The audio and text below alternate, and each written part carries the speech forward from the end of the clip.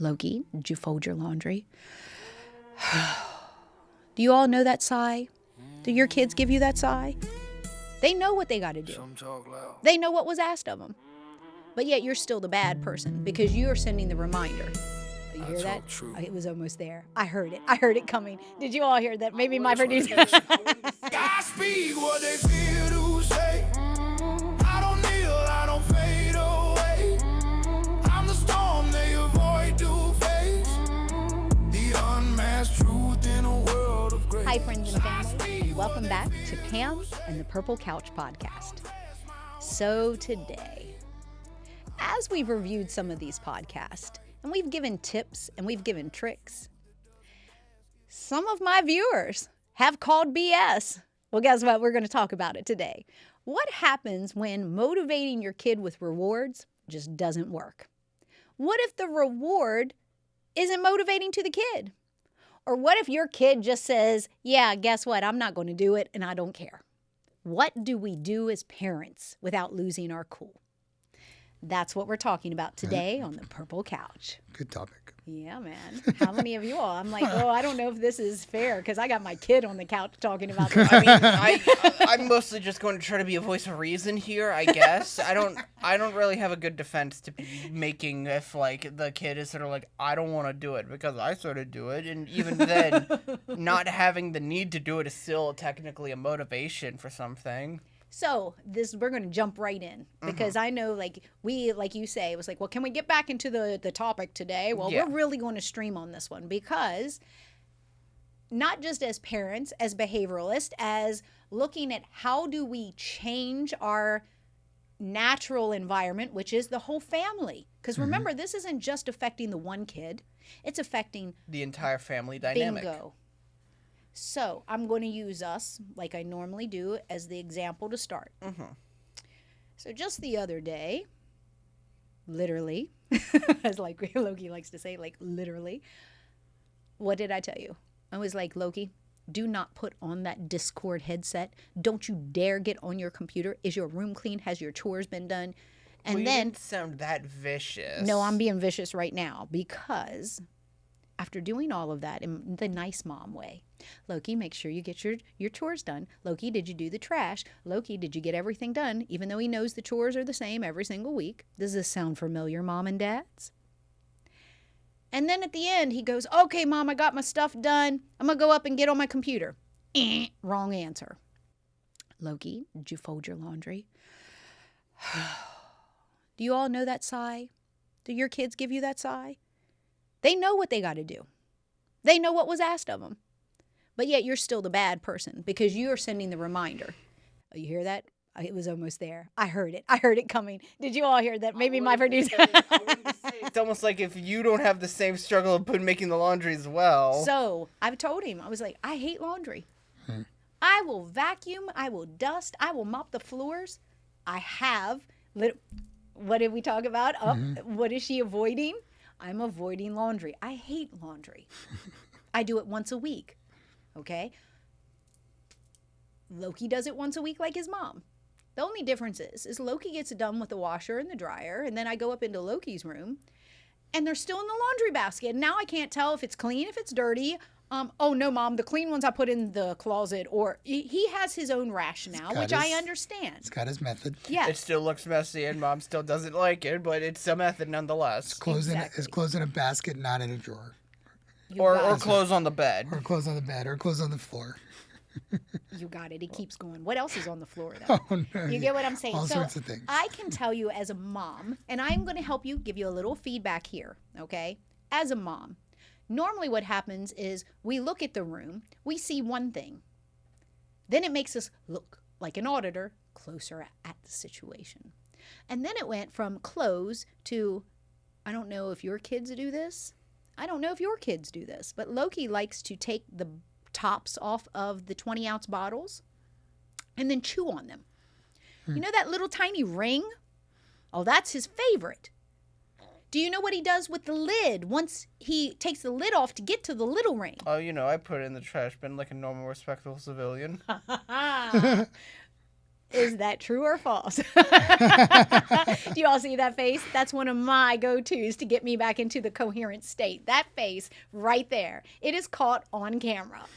That face, do you see this? This is why. You now know why when Pam says I pull Loki's face, it's that one right there. The one that, ooh, did I get caught taking the cookie out of the jar? Or did I tell a little false fib now? No.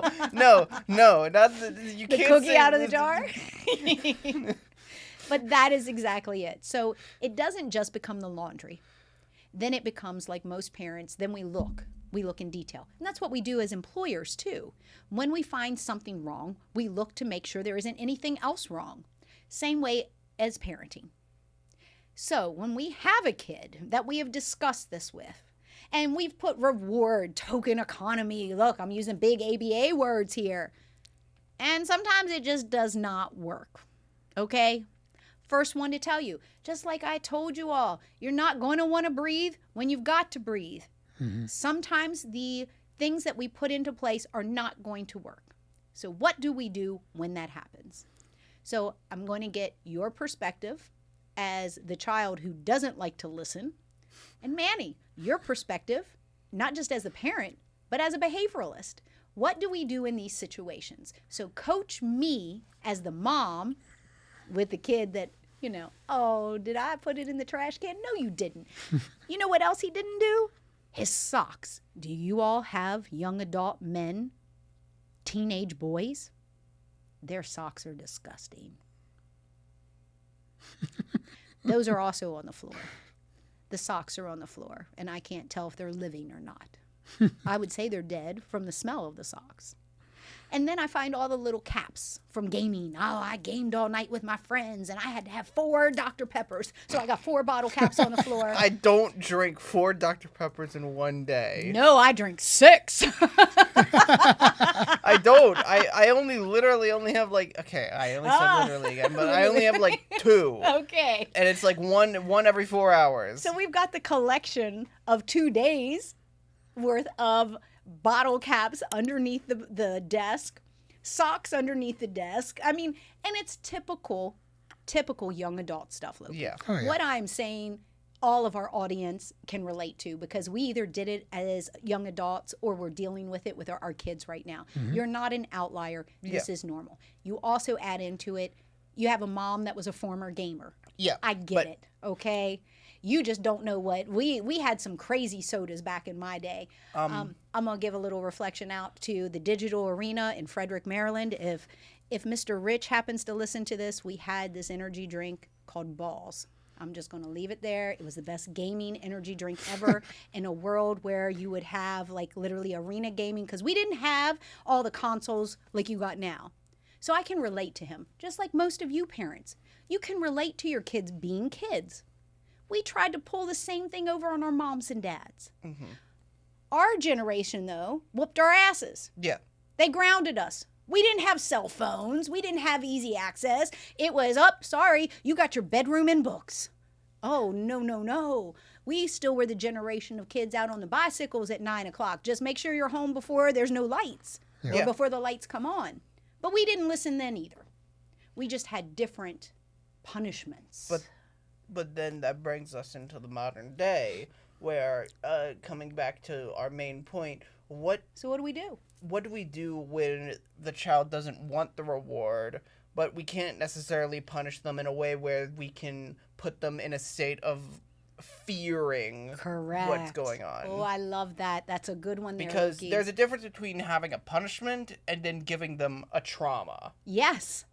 And that's what I assume parents of the older generations really blurred the lines about. Loki, it's the reason that I didn't use any physical punishment with you, because I was afraid that I would become my mom. Yeah, and I still learned. Yes, you did. But it's a generation that we're trying to break those patterns, because that's what she was taught. Mm-hmm. That's what our grandparents were taught. It's learned behavior. Mm-hmm. So now on the couch today, what's the new way to do it? There's also a problem, though, with this whole mindset you've put in. You still need to put down punishments, but if you don't put down punishments, you start spoiling them. because then they could realize they could just get away with anything and get off, oh, you're probably just going to take away my computer for like a singular day. And then it starts becoming of the fact that, okay, you give me more positives than you give me negatives. And while that can work with some students and some children, it's very much a problem when they start abusing the system that you give them. Okay, and now we go into Dr. Manny. So what do we do when we have these amazing, and I want to say that because yes, if your child is manipulating you, that's an amazing kid. Do you know why? It gives them resources when they're adults. Yeah. But we've got to shape the behavior so that we make sure, like Loki said, we're not spoiling the child. Yep. All right. Well, from an ABA perspective, I mean, there's a lot to unfold in this, right? So, but to try to simplify it for everybody, or to try to hone in on a couple of key things. All right. So what do you do if rewards are not working? Well, if rewards are not working, your system's not working, right? So what are you trying to reward? And are you trying to reward something that shouldn't be rewarded in the first place? So let's break down rewards. So, and we do this in business. So rewards is for the end result. Only the end result. If you're trying to reward somebody sweeping the floor, you're probably going above and beyond than you need to do. You're rewarding a behavior that you should probably be seen as kind of an expectation. Consistent. Right? That should be consistent. That should be part of the family norm that you should recognize. And so that word I'm using in particular because there is a difference, and a very big distinction between rewards and recognition. I'm going to pause you just for a sec. I think that's what you were stating about the positive praise. So you can still say, hey, Loki, great job bringing your laundry and folding your laundry. Yes. But there's a difference between me recognizing that you did an action that was expected And versus rewarding. me rewarding you for that action. That's so right. I just want to tune that in for all of our audiences and for our students that are listening. So the reward situation, right, can come into different facets depending on the kid. So one of the things that we focus on in ABA is understanding what the function is. So what's the function of the behavior? What's the function of what is really just a different terminology for saying what's the motivation for the child. So there's 4 types of functions, right, or 4 types of motivations. They want to access something. They want something physical, right? Whether it's money or time with video games or a new video game, it's a very tangible item or thing that they want. And they want it when they want it, right? So that's a motivation, that's a driver. And that's where the parents can start setting goals to start giving them those rewards. There you go. So that's access. So if your child wants access to something, then you could use that and leverage that as a motivating reward. The second one is escape from something. So a child's motivation could be just to not want to do something. They're trying to escape and avoid whatever it is. So if that's the case, rewards are not going to work, right? Because they're going to do whatever they can to escape it. So if you try to, right? So we got to understand, why are they escaping that thing? What is so aversive about doing the homework or doing the chores or whatever? I'm breaking these down as we go, if you don't mind. Go ahead. Yeah, please. So let's use you with your laundry. Me with the laundry. We put it off. We do everything we can. Forget it in the wash. Don't put it in the dryer. And I'm saying we because my pattern of behavior and yours is very similar. Yeah. You know? Or we live out of the dryer because we don't want to fold the clothes. Yeah. But it is a complete avoidance. Is that all? Complete avoidance. Nope. I'll wear everything I can.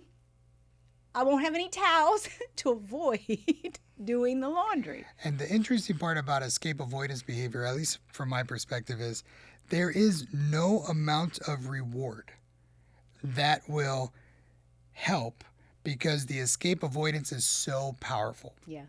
So whether it's escaping, avoiding a certain topic or subject matter or a chore or something you're doing at work that you just don't want to do or can't do or whatever. We've seen kids go to sleep. Yeah. Oh, yeah. They Go to fall sleep. asleep. Yes. I mean, guys, I'm being really serious. They have realized that even in the clinical setting, when I say this is how brilliant our kids are, they're like, oh, but if I go to sleep, they got to send me home. We used to have one little guy that hated math. And I'm going to be real with you parents because you may be dealing with this. And remember I told you from day one, I'm going to talk about things nobody wants to. We had a brilliant little boy in every subject. Kind of sounds like your son, except for the escape avoidance. Wait till you hear this. He would crawl under the table and make a bowel movement in his pants every time it came to math class. So we had to figure out, okay, first of all, it's every time it's math. Nothing's wrong with his bowels. They had him tested. It wasn't a GI thing. Nope. He just realized that by the time he had to go to the bathroom, have his pants changed, put a new pair of clothes on, 45 minutes has gone by and I missed math class. Do you see the level of manipulation from a 9-year-old? Yeah. So imagine as it only gets older, this is sometimes what we deal with. But I want to reiterate what you said. There's nothing we can do in a reward situation like that because they are already, I'm either going to go to the bathroom, I'm going to go to sleep, or negative reinforcement still gets me out of it. I can act like the biggest ass ever, and mom and dad are going to get so mad at me, and I know what to say and how to do it to trigger because now you're so mad at me. Oh, did you forget about me doing the laundry? Did you forget about doing the homework? Now you're so mad at me about something else. I'm sitting back, and it's not that they're going, oh, I got to manipulate this, and oh, I'm going to conquer the world. No, but it is learned behavior. It is learned, so they learned that from somewhere, mom, dad, aunt, uncle, grandma, grandpa. And you better watch those grandparents. Those are the ones that can leave those quiet little memories. Yeah. You want a piece of candy from walking? Yes. Well, so where do we go from there? Right, Manny? and so we have it. We have access. We have escape, and just one little more underscore on escape is one of the main strategies a lot of people like to do with escape, and from a reward standpoint, is reward the child to just get it done, whatever it is, right? So now you're forcing a situation, trying to put a carrot in front of the child to say, you'll get the carrot if you do it. And the problem is that there's a root cause to why they don't want to do it. Yeah. Maybe it's a skill deficit. Maybe it's so uncomfortable, whatever it is. And so sometimes those strategies to not allow them to escape can actually do more harm than good. It's a punishment instead of an actual motivator. Yeah. Correct. So the third main type of function is attention seeking. So a lot of children want attention. And sometimes we try to reward behavior and it's not meaningful, right? And so they don't know how to express it a lot of times, but this is when you get the child that says, if they know what the reward is, but let's say they don't do it, and you say, well, don't forget, you're going to get that reward. It's okay. It doesn't really matter. It doesn't bother me if I don't get it this week. Yeah. Whoa, wait a minute. What's going on? It has nothing to do with that. They're seeking attention for other things. Yes. Yeah. So it becomes apparent to a parent when one week it worked, but another week it didn't. And so rewards are not always good for attention-seeking behavior. They lose that. They don't care about the FOMO of the thing now. That's right. All right, families, we'll be right back after this special message. How are your high school students doing today? Maturity, puberty, social media? Have they found their home? Have they found their tribe? Well, at Legacy High School, our students all fit in because we are a non-traditional high school. So come down, take a tour, see what it's like to have education done right. www.legacyhighschool.com. And now, back to the Purple Couch Podcast. I like to think about our little dog that wants your attention. Oh, our little dog? Yes. Yeah. And so if you don't pay attention to her, she will go get her squeaky toy. And she will literally until you look at her and be like, oh, so now you got the squeaky toy. Sounds like a little toddler, right?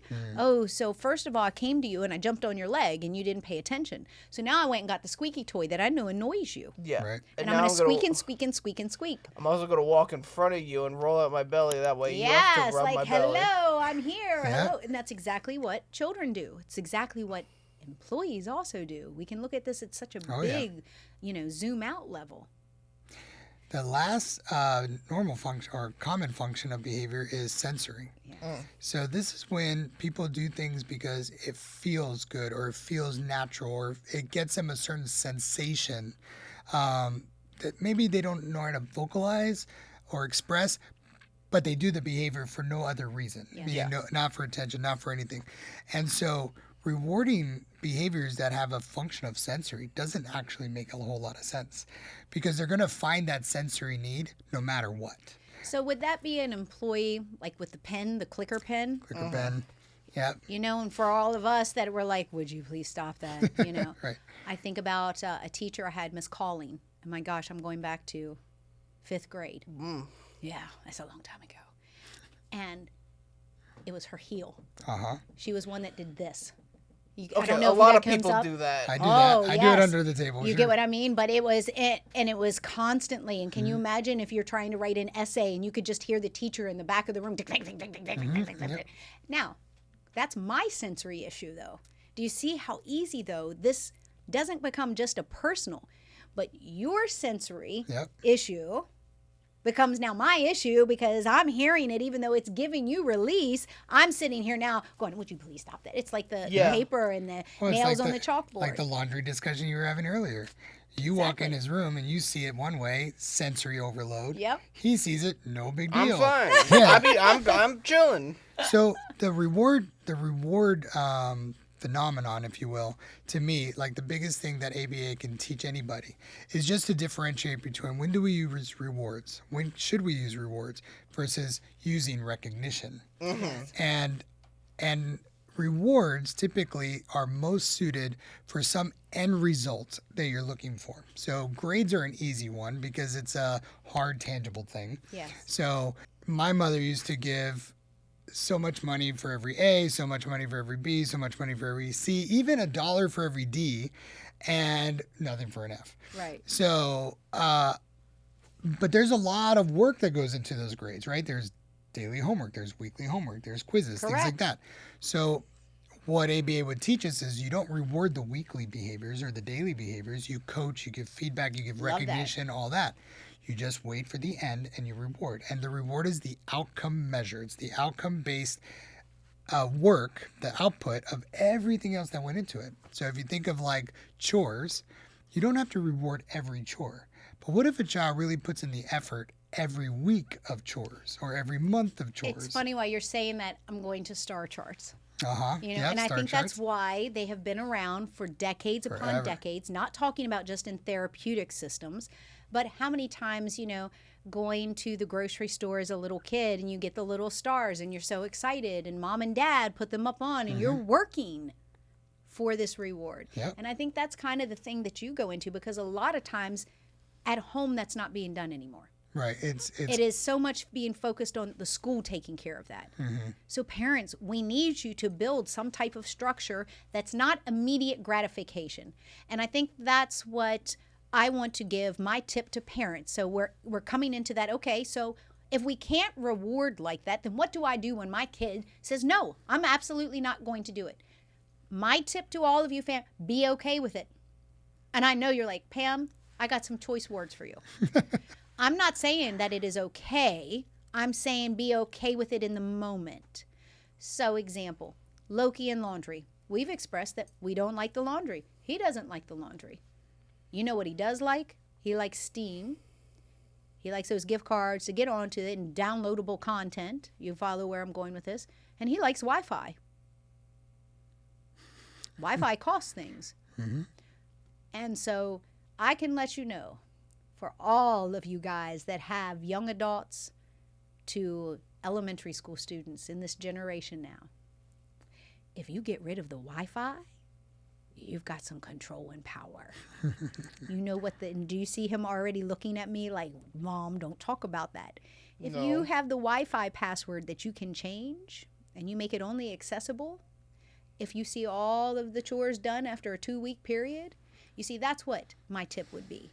Not being okay with the fact that they're blunt and like, nope, I'm not going to do it. That's all right. Go into that calm reserve and be like, okay, 3 strikes in 5 days, you get no Wi-Fi for the weekend. Oh, watch things change.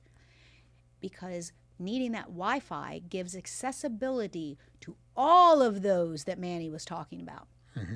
If they are getting the hand-eye coordination fix, sensory, from the immediate gratification of the sensory from the video, Wi-Fi handles that. If they're looking to escape They escape into Reels, they escape into YouTube, they escape into their imaginary world. If they get on there like my wonderful 20-year-old son to talk to their friends and to communicate, oh, what do I want? I am looking for my feedback. I am looking for attention from my friends, attention-seeking behavior here. I want to get my friends' reaction. I want to be the cool kid talking with my friends. You have no Wi-Fi. You no talk on no TV or on computer console.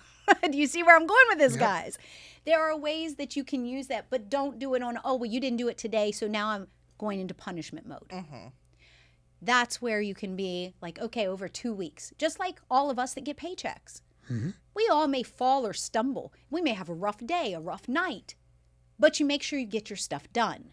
And that's what we look at as adults, is the end product. So I would tell you to take a shift in your mind process and go, okay, Loki, I'm just letting you know, just like baseball, that's strike one. In 2 weeks, you got to strike one because you didn't get your laundry done. I'm not telling him to do it right now. And the reason that's my tip for you all is because through having many conversations with you and I together, I have learned that not just you as a neurodivergent person, but many people that are neurodivergent, it is being told when they have to do something. You have to do it right now at my time, instead of saying, okay, Loki, you could do the laundry at 2 o'clock in the morning. I don't care. You could do it on a Wednesday instead of Thursday. As long as you get it done on your Correct, time and I don't have to force you. You got it. And so that's where the compromise comes in. It goes back into the teachings of love and logic, which is give them 3 choices and all 3 of them be okay with. But let them feel that they are empowered and that they have that control, because as a family, you've come to this agreement. So that would be my tip. When you have a child who has a strong will, let's call it that, a very strong will, and has decided to tell you no. All right. Well, then let's look at the big picture of what do we look at not as a punishment, but as a family consequence for these actions, and get the whole family involved. That's my tidbit. I'll give mine. So two tips, I think. One is, if you have a child that says no, rewards are not working, don't underestimate that. Don't overlook that there might be a root to it. There might be something underlying the surface that you're not tapping in on.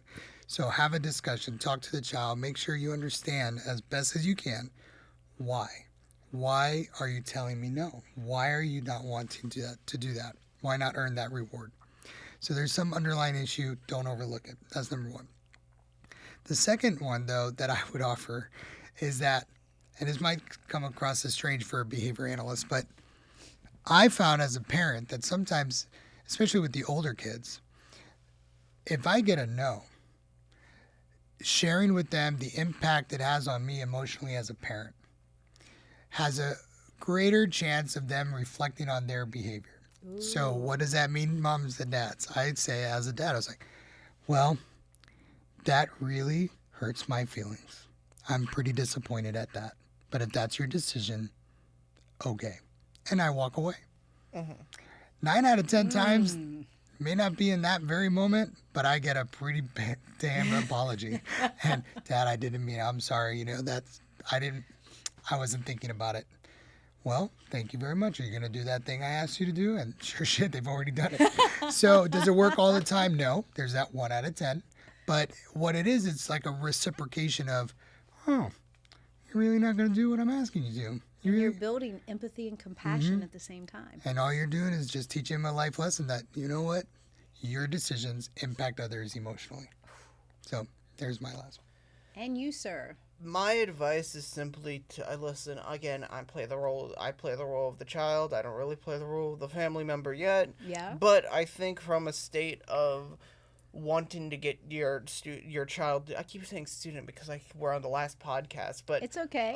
On getting your child to do things, I think it's mostly just by the fact of keep them pressured, but don't pressure them enough to where they feel feared of you. Yes. They need to have their own choices that they need to make, not because of the fact that, oh, my mom will kill me Right. if I don't do my 100% chores. correct. But it's rather, I want to do my chores to help my family. Oh, Because that's the Wow. problem. Most There it is. children just sort of do chores for the sake of doing chores because of their parents just telling them to do it. Trust me, I'm a victim to this too. Not because like I don't want to support my family, more so I just sort of forget half the time, and I keep asking my mom, "Hey, is there anything else that you need me to do?"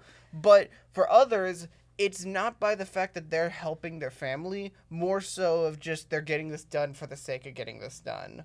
That's get the buy-in. Yeah. I think that's kind of a universal between all three of us. Yeah. Is that it must be family buy-in. Yeah. The role of dictatorship has to leave the home. And you have to become a family unit. And becoming a family unit means you get buy-in of all parties. So guys, remember to hit the like button, subscribe, and share this with other families. We are worldwide.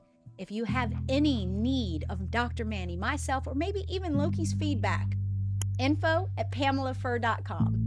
All right, guys, till next time, from our couch to yours. See you soon. I speak what they feel.